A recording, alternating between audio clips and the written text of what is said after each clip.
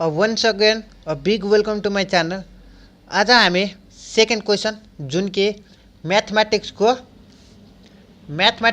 2077 को question solve गर्दैछ। Already म तपाईलाई क्वेसन नम्बर 1 को एबीसी अलरेडी भिडियो बनाएर राखेको छु। यदि तपाईहरु त्यो भिडियो हेर्नु भएको छैन भने माथि हेर्नु त आई लिंकमा लिंक आएको होला, त्यसमा गएर हेर्न सक्नुहुन्छ अथवा लिंक डिस्क्रिप्सनमा पनि हाल्दिन्छु, त्यहाँबाट गएर हेर्न सक्नुहुन्छ है त। र आजको भिडियोमा हामी 2 को ए र बी सल्भ गर्नेछौँ है त। र भिडियो स्टार्ट गर्नुभन्दा पहिला यदि मेरो च्यानलमा तपाईहरु नयाँ हुनुहुन्छ भने अझसम्म मेरो च्यानललाई सब्स्क्राइब गर्नुभएको छैन भने सब्स्क्राइब गर्नु होला, लाइक शेयर कमेन्ट गर्न नबिर्सिनु होला। र यो क्वेशन हेर्न चाहनुहुन्छ भने 2077 को क्वेशन अलरेडी म तपाईहरुलाई मेरो वेबसाइटमा अलरेडी अवेलेबल छ, लिंक डिस्क्रिप्सनमा राखिदिन्छु, त्यहाँबाट गएर हेर्न सक्नुहुन्छ है त।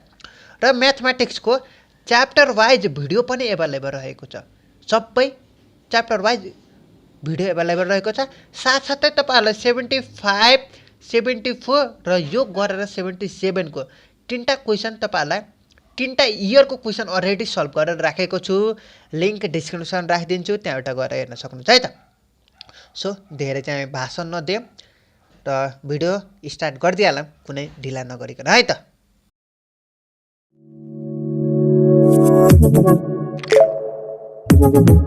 Audio Jungle.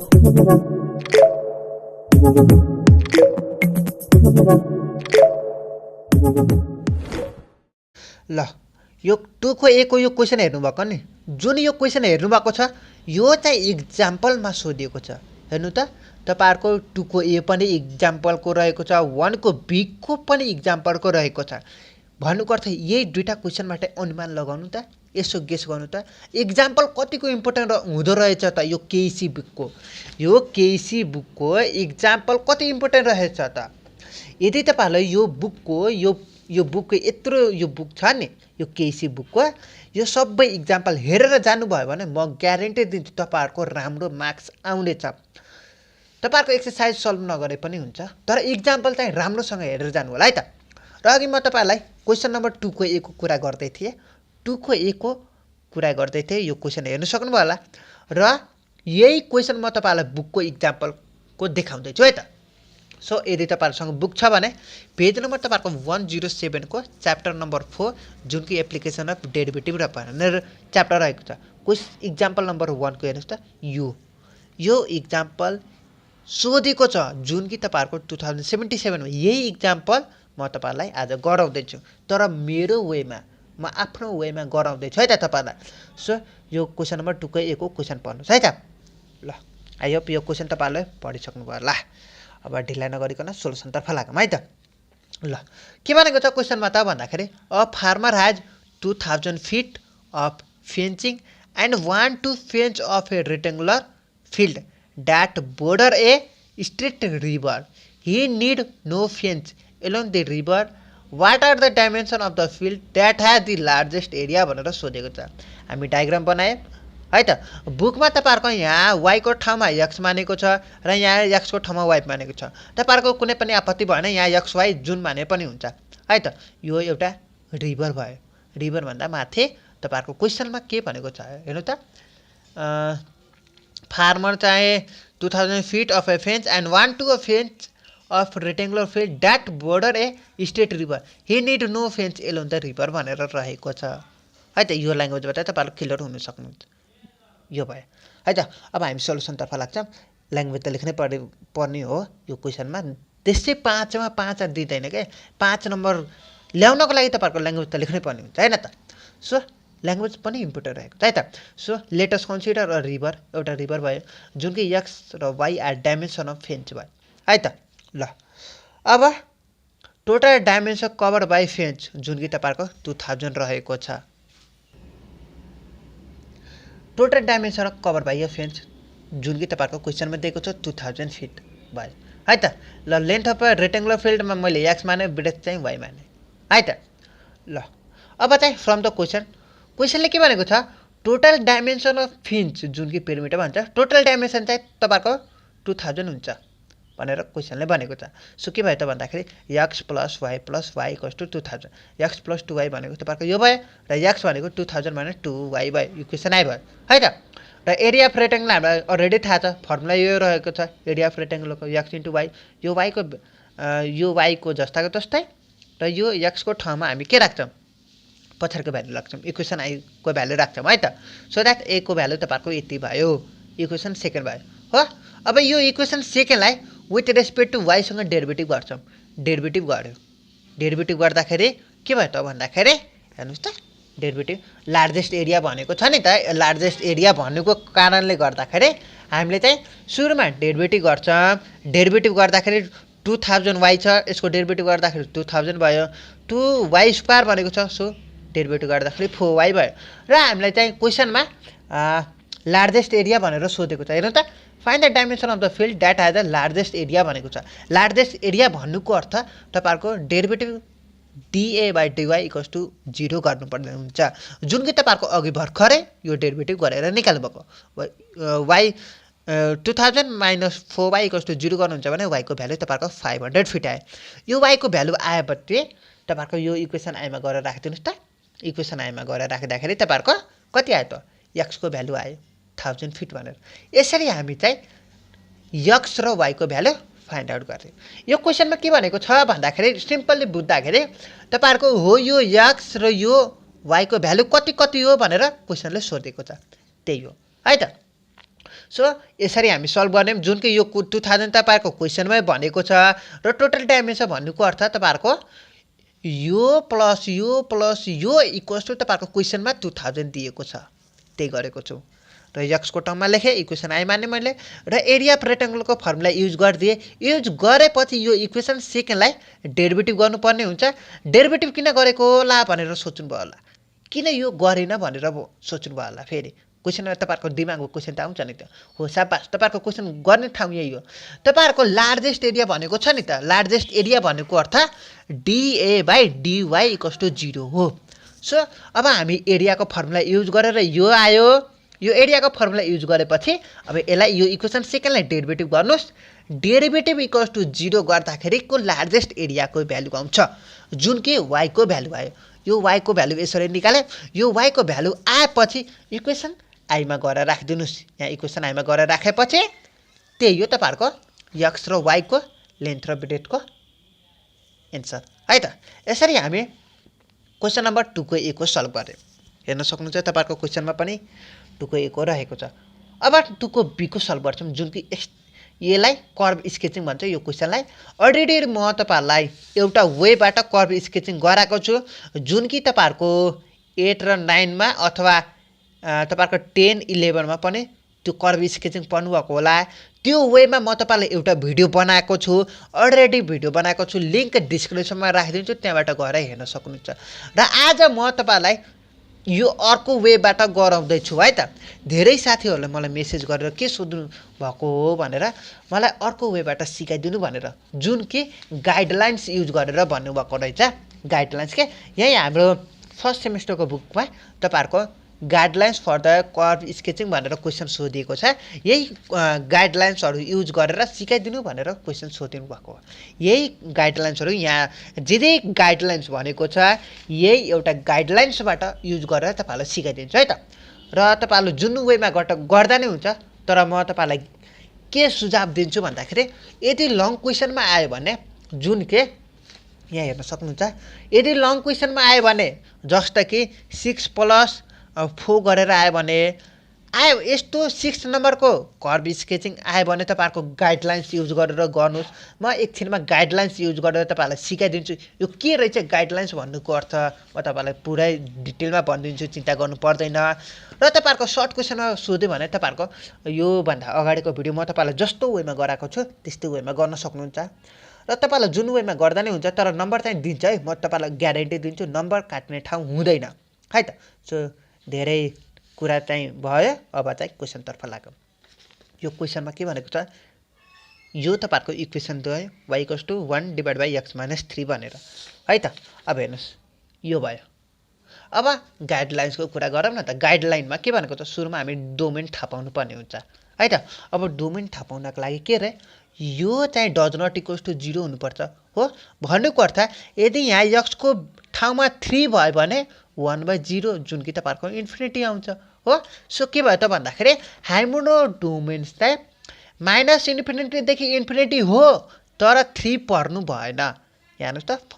कोही ल्याङ्ग्वेजमा त्यसले भनेको छु the function exist for all x except 3 यदि यहाँ x को भ्यालु 3 भयो भने y को इन्फिनिटी आउँछ यहाँ तल 0 हुन्छ 1/0 भनेको तपाईको इन्फिनिटी हैन त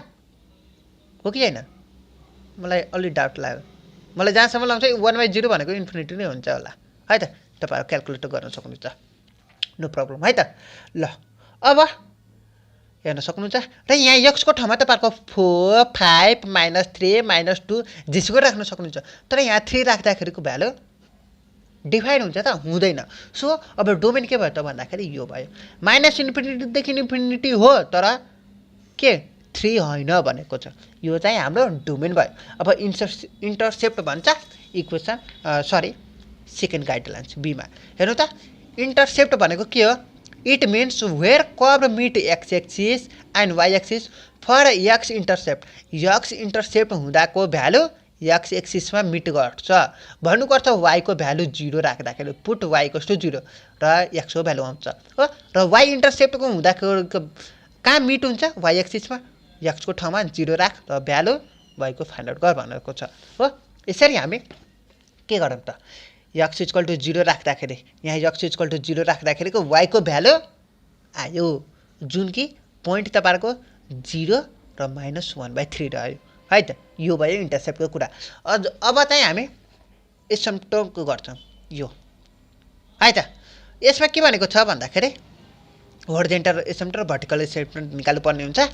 र इन्फिनिटी र अर्को चाहिँ x = a म तपाईलाई यो बुझाइदिन्छु चिन्ता गर्नु पर्दैन in general ratio rational function and logarithm function and exponential function has asymptote भनेको छ रहेछ है त होरिजेन्टल एसिम्प्टोटको लागि तपाईहरुको यो लिमिट भयो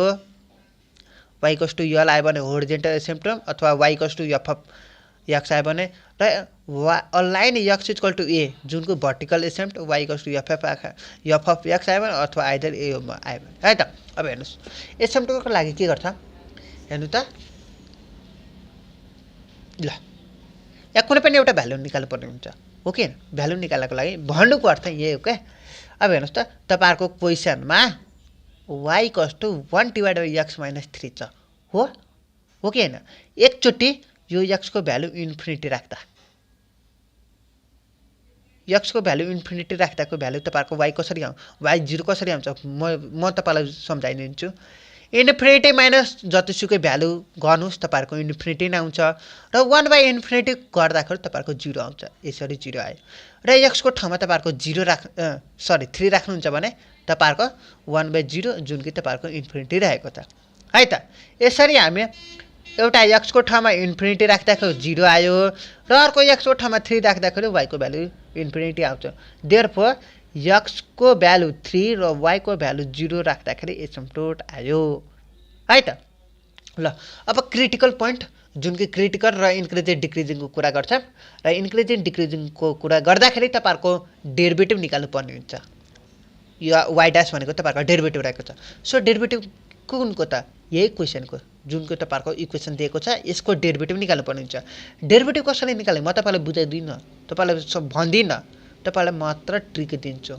1/x - 3 छ नि यसलाई तपाईहरुले यसरी पनि लेख्न पाउनुहुन्न त 1 - x को पावर -1 लेख्न पाउनुहुन्न त हैन त अथवा तपाईहरुले u/v को फर्मुला लगाएर डेरिभेटिभ गर्न पाउनुहुन्न त यो गरे नि भयो अथवा यो गरे पनि भयो जुनसुकै फर्मुला लगाए पनि तपाईहरुको डेरिभेटिभ आउने यतिकै हो डेरिभेटिभ कसरी निकाल्छ तपाईहरुले आफै हेर्नु है त यो चाहिँ तपाईहरुको डेरिभेटिभ भयो हो अब क्रिटिकल पोइन्टको कुरा गर्दाखेरि के गर्ने त फर्स्ट डेरिभेटिभ कस्ट के गर्ने 0 भन्नुको अर्थ म तपाईलाई सम्झाइदिन्छु चिन्ता गर्नु पर्दैन क्रिटिकल पोइन्ट भन्नुको अर्थ 1/ यो तपाईहरुको डेरिभेटिभ आयो जुन कि तपाईहरुको यो डेरिभेटिभ रहेको छ र तपाईहरुको 1/0 गर्दाको भ्यालु कति आएको छ यही तपाईहरुले हेर्नुस् न ए भगवान कति दिमाग गर्नुभएको हैन त क्रिटिकल पोइन्टको लागि f' = 0 पनि गर्न सक्नुहुन्छ अथवा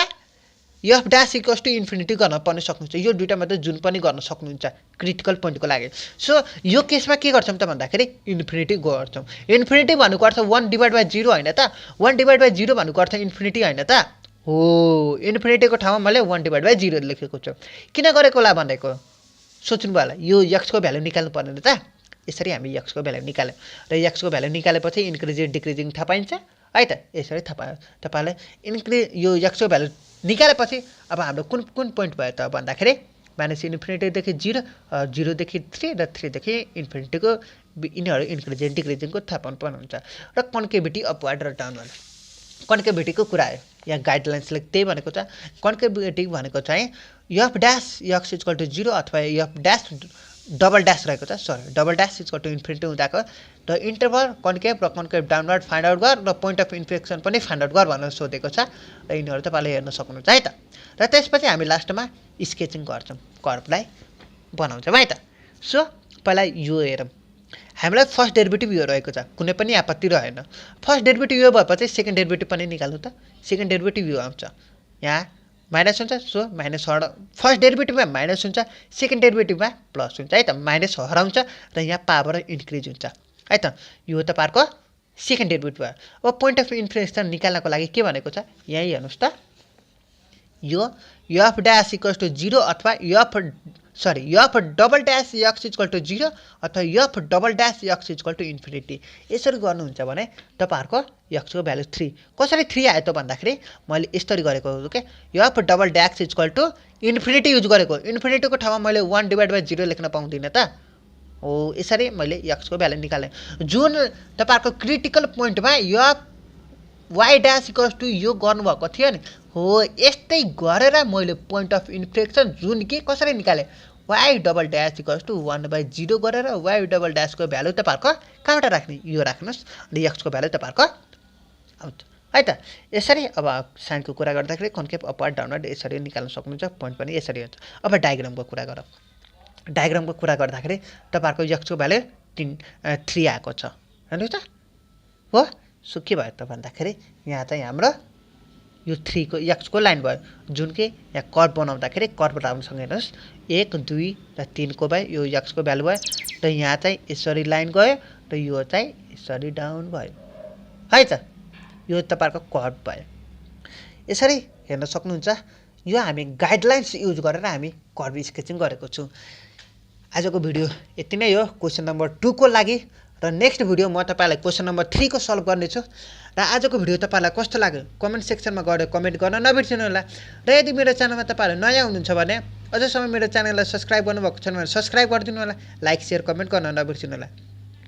र यदि तपाईँलाई यो कर्भ स्केचिङ यो गाइडलाइन्सबाट झाउ लाग्यो भने अर्को भिडियो पनि एभाइलेबल रहेको छ अर्को भिडियो हेरेर पनि गर्न सक्नुहुन्छ है त सेम प्रोसेसबाट तपाईँले गर्न सक्नुहुन्छ तपाईँलाई जुन सजिलो हुन्छ त्यो गर्दा हुन्छ नो प्रब्लम है त so thank you guys watching this video